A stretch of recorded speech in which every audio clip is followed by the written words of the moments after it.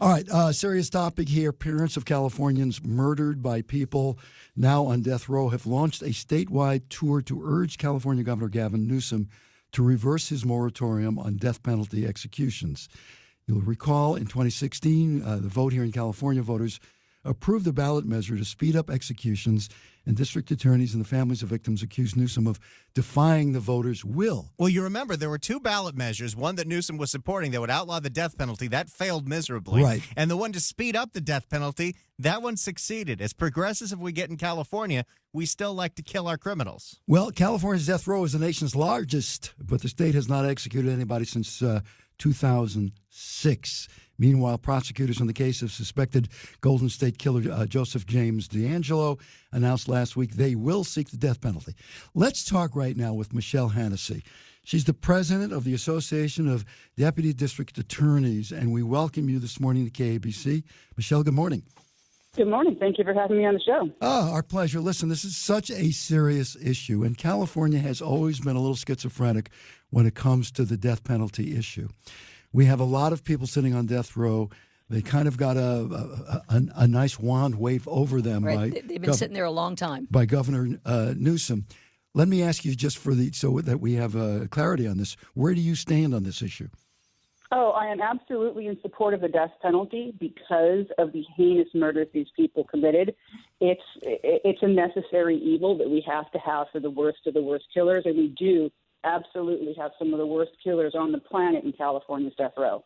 When people is it a deterrent, or do you just think it's justice and justice should be served? You know, the people who are anti-death penalty like to say that it's not a deterrent, but study after study by economists, as opposed to people who are trying to get rid of the death penalty, studies by economists show that executions are a deterrent to crimes, including and especially the crime of murder. Well, you do get arguments on that, but there's a larger issue involved there, and that is, who are we? What is society? Do we have the right to take anybody else's life, even if it's legal? And I'm sure you've thought through all of these things, Michele. I did, and I don't think about them. I did not think them through until I started to work on death penalty and potential death penalty cases, because that's where the rubber meets the road for everyone, personally. It's a personal decision, and what really makes up people's minds is when they hear the specifics of the crimes these individuals committed. People like Lawrence Bittaker, the toolbox killer, and Charles Ng, who with his partner Leonard Lake killed at least 11 people that we know of, but probably upwards of several dozen. Well, I try to be objective on every issue discussed, but of course I'm a person, and and in talk radio, it's Are you a person? On occasion, and in talk radio, they like to paint with really bright colors.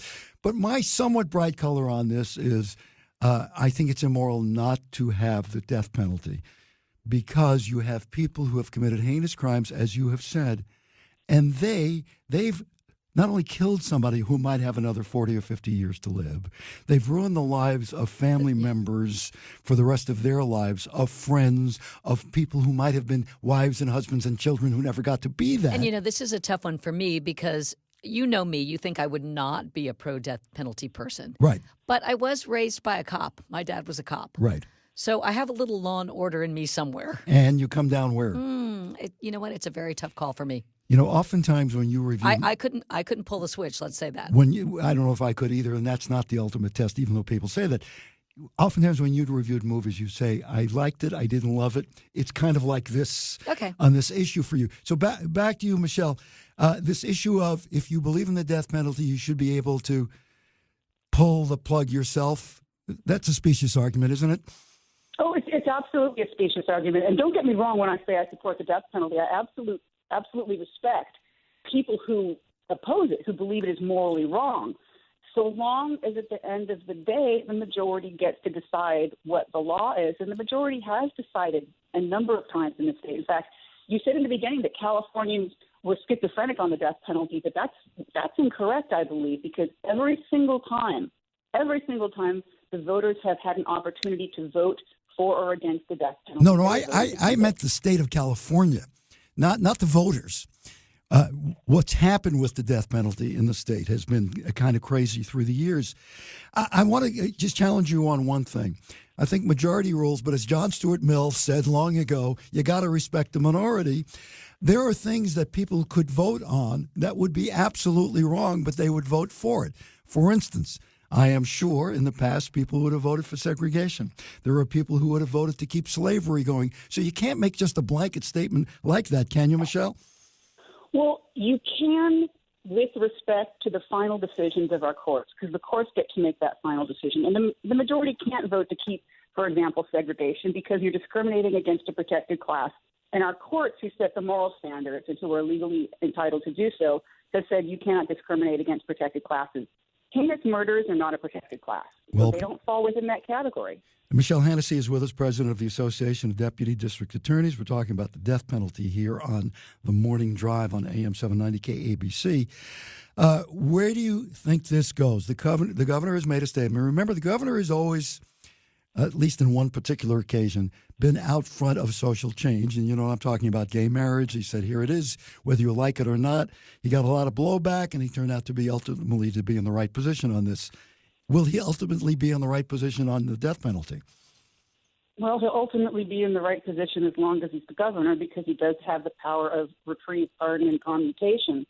But I think he's facing a lot of backlash over this, not just because of this specific decision, because it did go against the will of the voters and because he promised not to do it when he was running for governor. So what if he next says, I personally believe that abortion is wrong and I'm outlawing abortion in the state of California? Mm-hmm. How are people going to feel about that? I laterally make the law. That's an excellent question. That is actually sort of starting to happen in some other states, not here, but in some other states.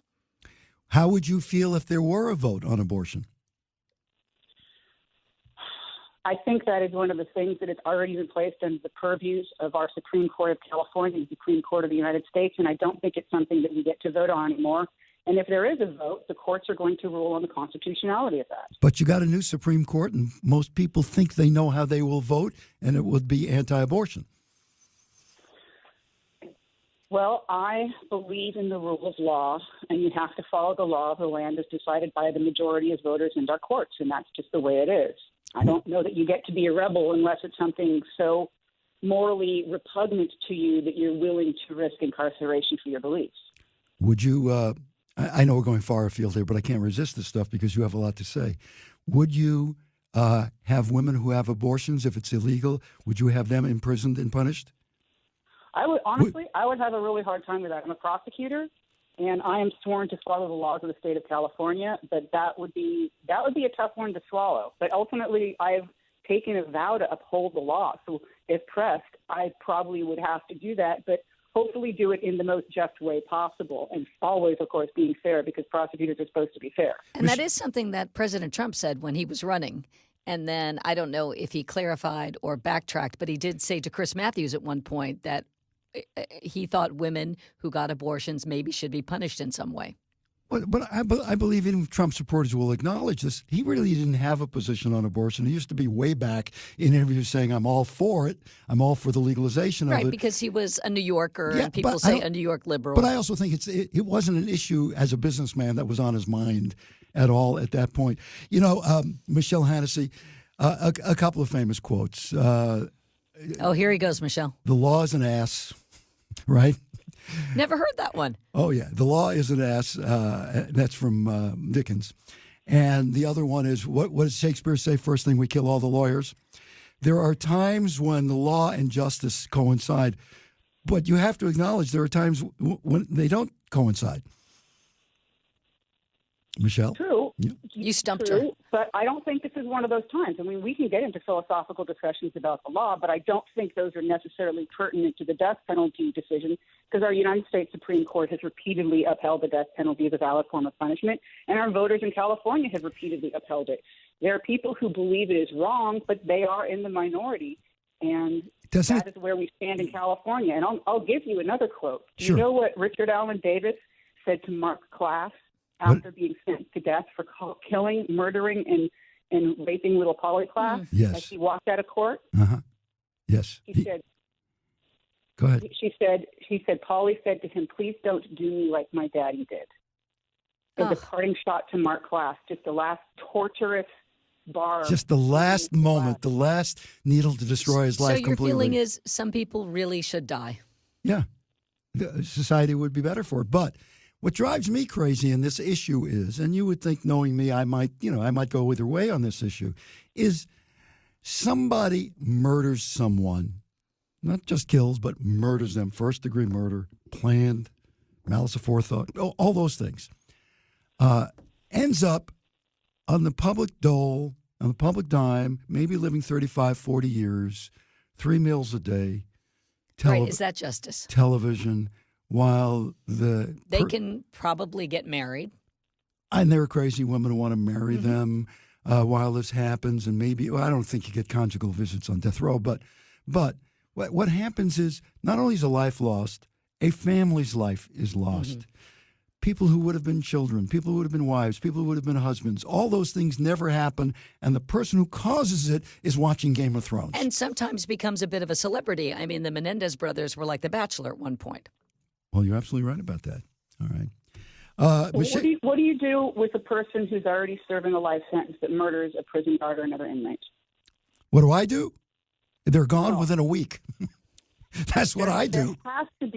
There has to be some additional penalty for truly the worst of the worst, and to prevent people from already serving life sentences from just indiscriminately committing more murders while they're serving their life sentence. I'm curious to know, Michele Hanisee, since you are president of the Association of Deputy District Attorneys, if we were to poll every deputy district attorney, how would it come out? There are individuals in my office who don't support the death penalty, and interesting, that is one area in my office where you can decline to prosecute a case, and you can decline to prosecute death penalty cases because it is a personal decision. The majority would favor the death penalty, but there are those in the office who do not.